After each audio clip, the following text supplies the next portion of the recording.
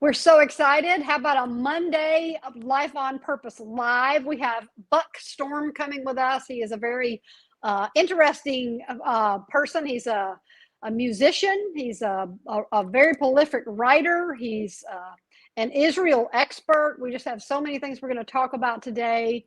Buck, what a cool name to have to be in the music business. Thank you. It's real. That's one of the questions I get Yeah. asked. How did you make up your name? It's real. I got to ask my dad. He made it up. So You didn't even have to have a stage name, right? no, You're it. You did. that was it. Well, so we have some things in common because I was watching a little bit from you. Of course, I'm an '80s baby too. I love the '80s. So you got into music in the '80s. Yeah, I was on my own and out of the house at 17. Sounds like you were too. I was. Yeah.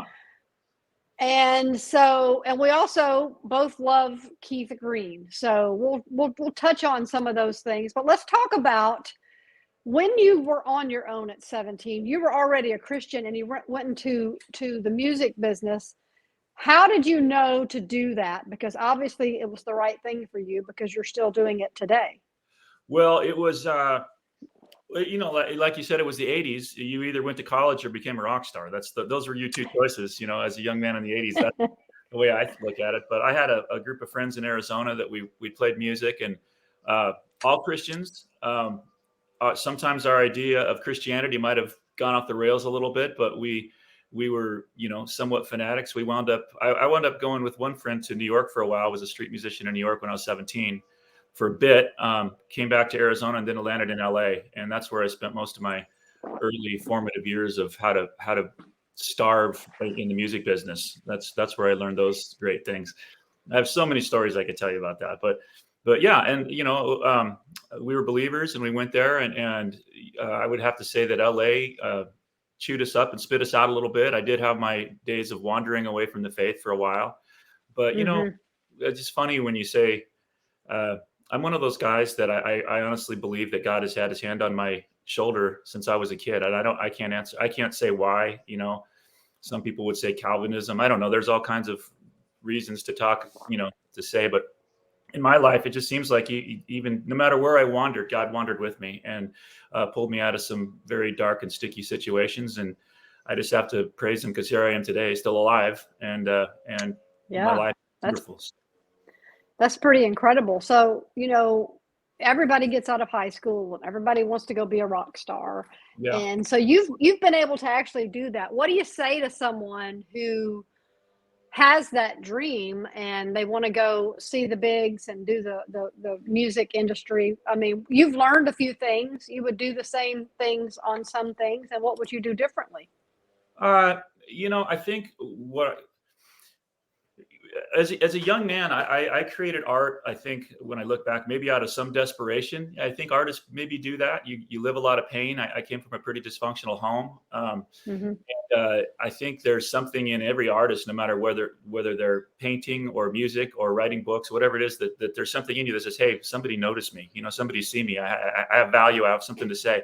And I think there was a lot of that in my life. I think I would tell my younger self to relax a little bit and just what I tell a lot of young artists or especially musicians that come and I talk to, I say, worry about the next 5 minutes. Don't worry about the next 5 years. The next 5 minutes have enough for you, and just try to do your best, serve God, walk with God for 5 minutes, and then I'll tell you what. If you can learn to do that, if I could have learned to do that in the early part of my life, I would have avoided a whole lot of suffering, so a lot of pain. But that 5 minutes turns into quite a long journey, and it's never boring.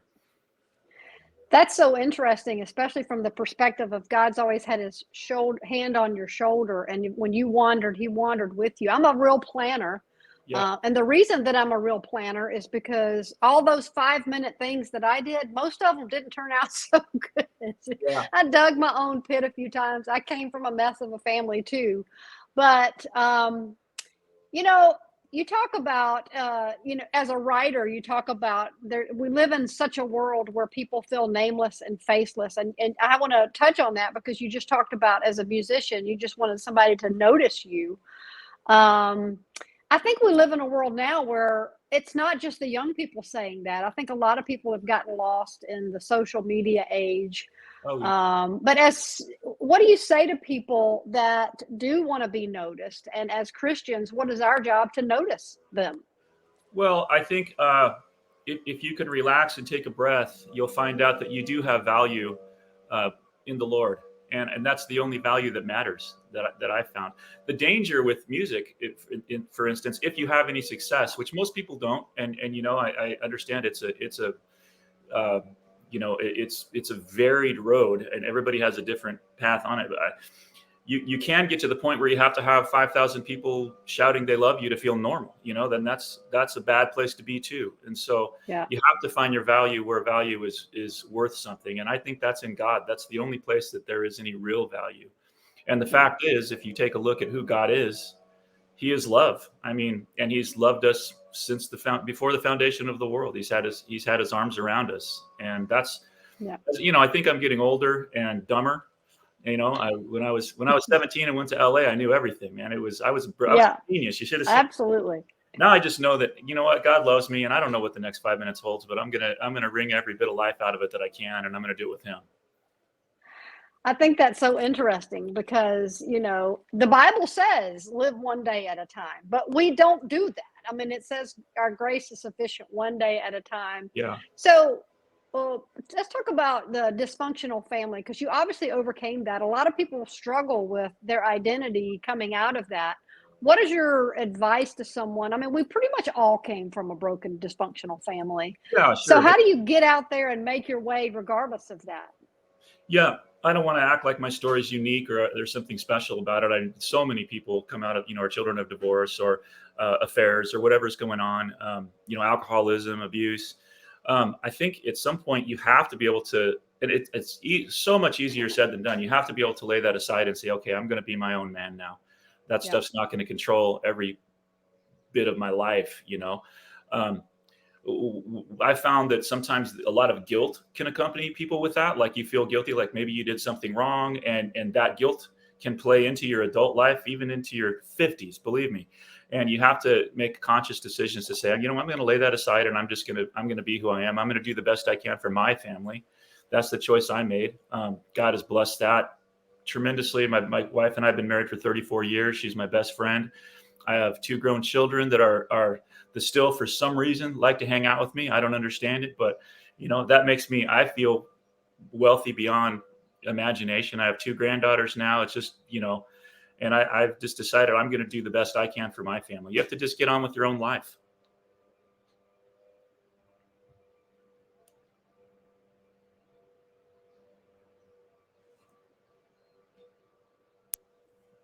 Okay. Sorry I about lost that. So yeah, I think that's very true because, when it comes to the victim mentality, we could all be a victim, but we also have the equal opportunity to all be a victor. And I think um, I think that's a decision we all have to make. And, it's a conscious decision. So let's talk about, I want to touch on Keith Green for a minute because right now we're looking at revival. And you saw his book, No Compromise, and he was in the midst of, he was probably the first radical Christian musician ever with just a no compromise message. And when you read that book, you were kind of playing with your faith a little bit, and you're like, I don't know, it's pretty deep. Talk about making that shift into a lifestyle that really does honor God with your talents and your gifts and your music and all. Yeah, yeah. It's interesting that you've heard that story. I wouldn't say running from God, but I was just doing a good job of giving Him the cold shoulder and doing my own thing. I was in the music business, and I was having some success as outside of the Christian music world. I've never been a big part of the Christian music world. I guess I have, but maybe not in my mind. I don't know. I just I try to be a musician, try to be a player, try to do the best I can with my art for God. But I was having some success. My wife had asked me to go to the bookstore and buy a book for my mom, and for Mother's Day or her birthday or something. I don't remember. I went to the bookstore, and as I'm standing in line, I look over and there's Keith Green's face, who everybody, I was in high school in the early 80s. Keith Green was, if you were a Christian musician at all, he was the voice of our generation in many Yeah. ways. Uh, and I saw a book with his face on it, and it said "No Compromise," and And it was probably one of the first times, and not audibly, but I really felt God impressing on me hugely to buy that book. I knew I was supposed to do it. And I knew it so much so that I turned around and walked out of the bookstore and did not do it, because I knew something was going to change, and I wasn't ready for that change. And I wrestled with God, I would say for months, maybe 6 months. I don't know. And I finally went back and bought it. And I remember sitting in the parking lot of the Santa Barbara Harbor, reading that cover to cover. And it's talking about bars that he's playing that I had been in. I could smell them as I'm reading them. And and it's talking about his desperation to make it in music and to be heard. And I could feel every ounce of his emotion in that book. And, Melody wrote it. It wasn't Keith Reddy. She wrote the biography. And it changed my life. I picked up the Bible. I hadn't read it in a long time. I read the New Testament, and for the first time, I think in my life, I kind of got a grip on what grace was. I never really understood that before, and it changed my life. It changed a lot of things, and it wasn't too long after that I wound up moving to Coeur D'Alene. I needed to get out. I needed to have my family somewhere where I could not be on the road and just be a dad, and my kids could throw rocks and be kids. And so it changed a lot of things. I was going to leave music completely. And I don't know, it wasn't that much longer. I found myself on the road again, this time traveling to churches and, with my guitar, singing songs, telling stories. I've always been a storyteller, and it's taken us all over the world. And we did that for a long time. Yeah. So let's talk about the storytelling. So you've written 8 novels. Yeah. That is no small feat. So talk to me about the writer that came alive in you. I know you wrote songs, but it's a whole different thing to write books. So what was that process like? It's funny with me. I have considered myself a writer since I was a kid. I don't know why, but I always knew I would write. And I was going to write books. Even as a kid, I loved reading. My dad's a cowboy. That's why I got the name Buck. But I had every Louis L'Amour and Zane Grey book. I read them all cover to cover many times, and I read everything you can imagine. And I always thought I just considered myself a writer. I'd never written anything before. In fact, in our application for my wife and I, in our first apartment in LA, I put down that I was a writer. I totally lied, but it took me a long time. I figure I made the lie good now. So it was prophetic. We'll just call it a prophetic. Yeah, I didn't lie, I prophesied. So I don't know. We were on the road, and actually, like right now we're in Hawaii. We were on the road. I was playing music. We were in Hawaii, and both of us were sitting. This sounds like a horrible suffering story, but we've been on the road for a while, and we were both very, very burned out, my wife and I. And I said, I think I just need to get off the road for a while, and maybe, I'd written a little bit of a book, and I said, I just need to pursue that. And I figured, it's like, how hard could it be? It's like writing a long song. I can write a song. How come I can't? A book should be just like that. Well, I actually finished a manuscript. Had some good friends in the author industry, in the book industry, and sent it off to a suggested friend, a friend of a friend, named Kimberly Woodhouse, who is a pretty popular author these days, I guess. And she was so sweet. She called me on the phone and said, "Man, you have a really good voice, but you have no idea how to write a book." And she just hammered me. And then she took me under her wing and coached me a little bit. I got online. I put myself through, the school of Professor Google, and read everything I could on reading. I bought all these books on writing. I bought books on writing. I read them, and I went over and over my manuscript again, and eventually got a publishing deal with that. It's called The Miracle Man. And you can get it free on my website right now. How's that for a plug? That's good. Yeah. So that's how it happened for me. I just decided one day I was going to write a book. Never went to school for it, anything like that, but I love telling stories. So it's been a joy. It's the one thing I found that I enjoy as much as creating music. And you've got your latest book is The Light. Tell us about that, because isn't that the latest one? Well, it's a re-release that I'll tell you. My latest book is called Venus Sings the Blues. It's out right now and doing really well. But The Light is, I've written a couple books, biblical fiction. One was TheList and one was The Light. And The Light had so much response from people around the world. It's been published in German, and the character, specifically one character in The Light, had such a big impact on people that I wanted to re-release it. So I expanded it, and I added, I think close to 70 discussion questions at the end of the book. a lot of extra material, and it's been re-released here this last month. So yeah, it's a re-release of a book that was out maybe a year and a half ago, but an expanded version. So. Well, and I want to come back to that, but one of the things, you travel, obviously, as a musician, as an author, you travel Israel. So you've been to Israel numerous times. You've led trips there. What did that do for your faith and sense of the Bible coming alive? Well, anybody who's ever been to Israel, for the first thing, if you've grown up, especially on Bible stories, as I did, I first encountered Bible stories with my grandpa reading out of his old King James in his living room, and he really liked to tell the PG-13 bordering on R Bible stories to us, the violence, and I grew up on a different King James than maybe the Flannel Graph Sunday School version, and Yeah. I went to Israel. It puts all the geography in place. You start to see the places. You get a feel for the land. Israel is a mixed bag, and I'm just going to be very honest. Israel can be a very secular place in a religious sense. It can be a very lost place and a very sad place. But for some reason, in my experience, in many times traveling to Israel, it's been a very miraculous place. I mean, I've encountered God in very real ways, even in dreams. I could tell you stories that where he's come to me and calmed me down, in some situations, and it's an amazing experience. It really is. I think if you go there, you go there for the history, you go for the Bible, but you really, if your heart and mind is open, you really meet Jesus there too. Yeah. That's pretty amazing. So one of the things that you have experience in as a writer, as you being all across the country and world, really, is going to different churches. And we're at a crisis in our country in many ways. Spiritual crisis, physical crisis. I mean, just so many things. And instead of falling towards the church, people are falling away. Why do you think that is? That's a great way to put it, and that's a fantastic question. I think because the church is not.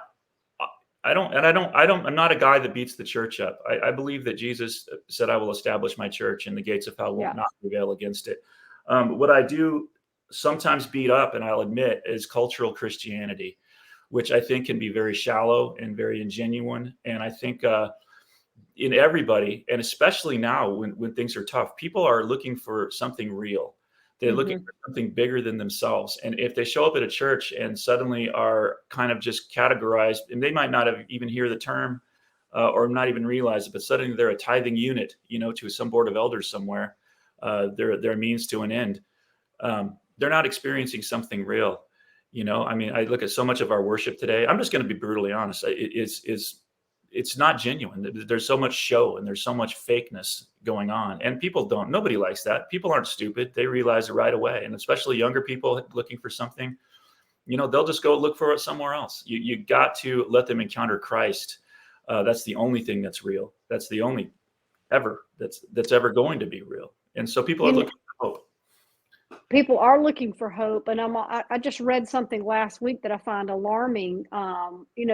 There's a lot of older people that are leaving the church because the church, and I go to a great church, and I'm sure you do too, and I love my church, and I wish everybody could go to it, but it's not just the young people that aren't coming; it's people's needs aren't being met, and I think that's in a small group setting, in a discipleship setting, in an intimate community setting. I think big church is never going to be where people connect, right? Isn't that true? People have to take it a step further and get into friendship. And that's where we as believers come in. We've got to help people walk down that road to where they can see Christ, right? I think that's exactly right. And I'm going to tell you that I'm very guilty of I'm somewhat of an introvert. And my wife, I would say, is somewhat of an introvert too. So it's very easy for us. And there's also the fact that we've been burned by church, more than once. It was pretty heavy ways. We've also, like you said, we've traveled the world. We've seen the good, the bad, and the ugly. I can't even count the times I've gone into church and seen thing, a pastor that had fallen to pornography, or this, and you're always getting this story. But I've also seen the beautiful side of it. I've seen the love. I've seen the love in people, and we go to a church. It's not a big church, but I feel like you do. For some reason, God's allowed us to come to this church where there are some genuine relationships, and I have to say that most of them are people seeking out us, because we're not very good at seeking out people, but we've made some great connections. And I think that is where church is. Church is the obviously we hear it all the time. Church is the people, not the building.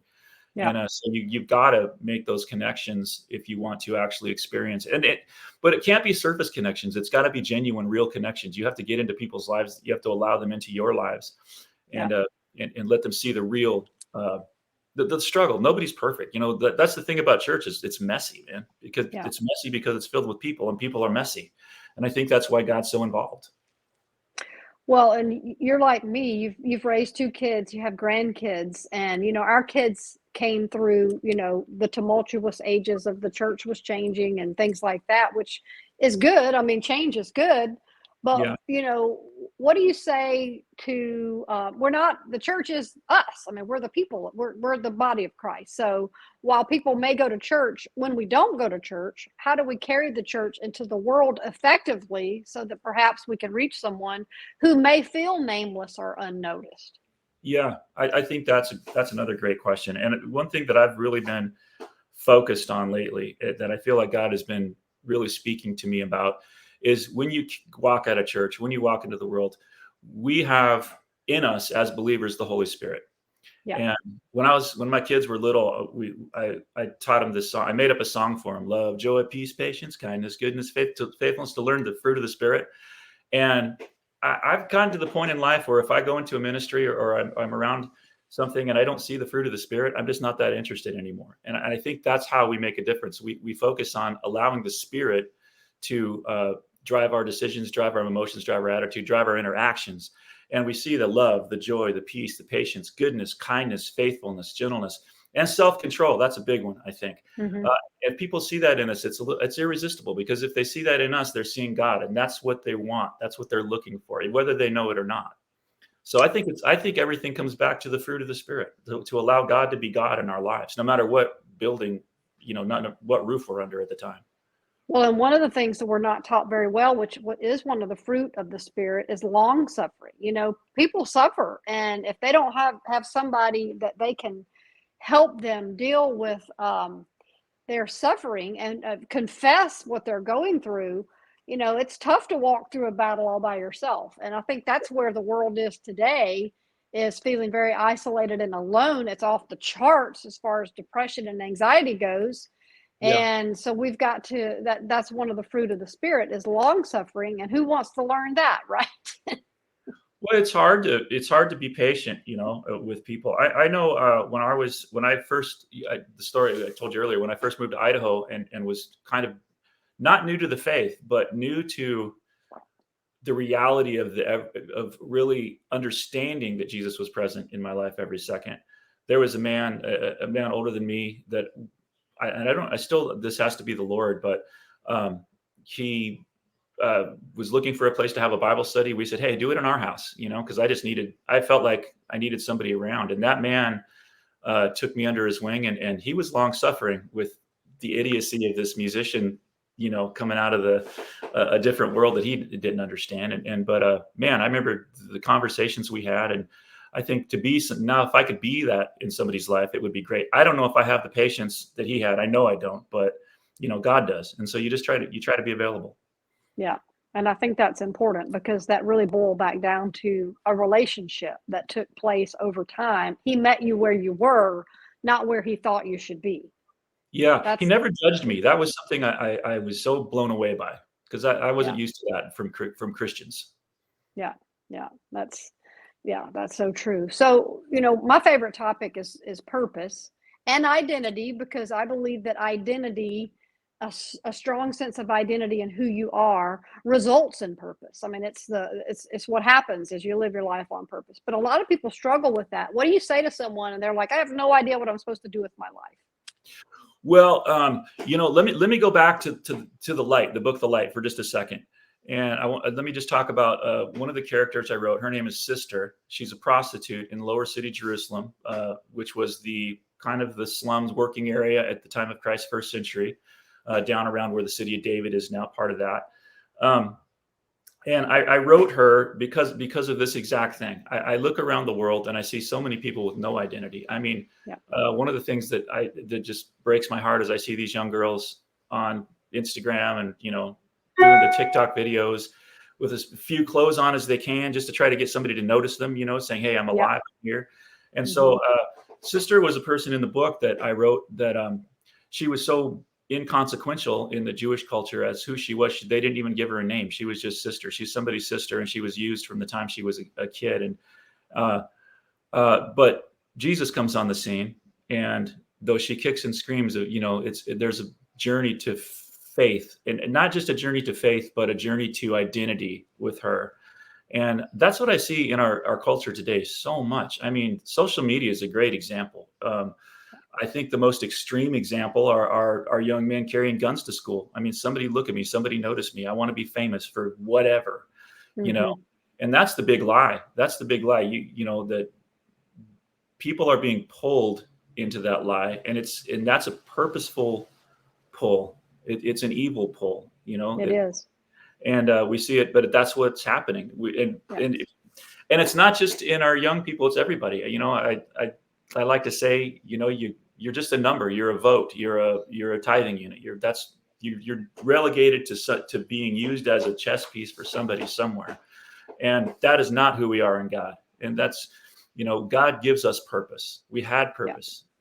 He's created us for good works from that only He imagined from the foundation of the world. Like I said earlier, that's where our purpose is, and that's why we were created to do that.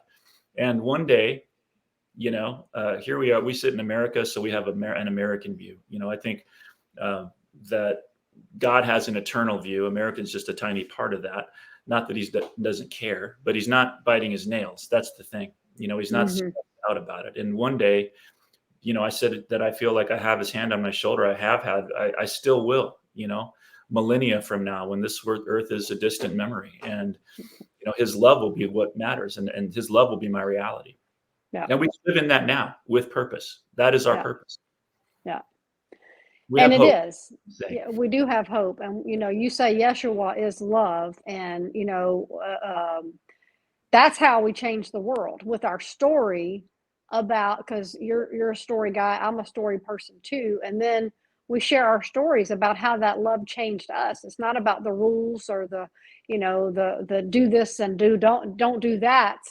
It's about how Christ loved us, and how we can share that love with others. And it really goes back to the love, right? Absolutely. I mean, there's a little sentence in the New Testament that says it's the kindness of God that leads man to repentance, and I fully believe that. Like I told you, I used to be a genius before I got dumb, and I would debate with people. I got very proud in my doctrine, in my knowledge that I thought I had. And I could berate somebody into agreeing with me eventually. But then what do I have? All I have, so I get to be right. What does that do for them? Nothing. Yeah. But if I can love them and let them see that might change their life. Yeah. Well, we could talk all day, but we won't. It's just been really fun to talk to you. And I know you've got to go do Hawaiian things and alohas and, all that. But Buck, you have music, you have books, you have a lot of resources available for people. You've got a free download to one of those books on your website. So we'll be sure and put that on the link. But what an interesting life you've lived and continue to live with all of your writing and performing and artistry. And I find it very fascinating. Well, thank you. Thank you so much for having me. And I just so appreciate that. Well, you go have a great time in Hawaii, and you remember all of us back here where it's not so warm and sunny, and have a great time. And we'll loop back around and do this again one day, and love to talk again. I would love that. Thank you very much. I'll look forward to it. Okay. Have a great trip. Okay. Thank you. Appreciate it.